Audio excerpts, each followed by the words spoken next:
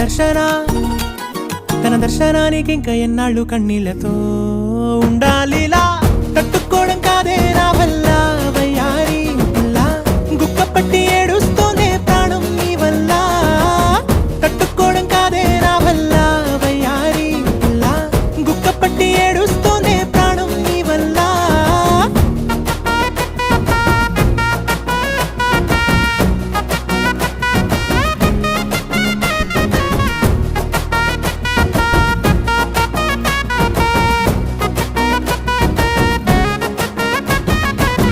ఇష్టమైంది లాగేసుకుంటే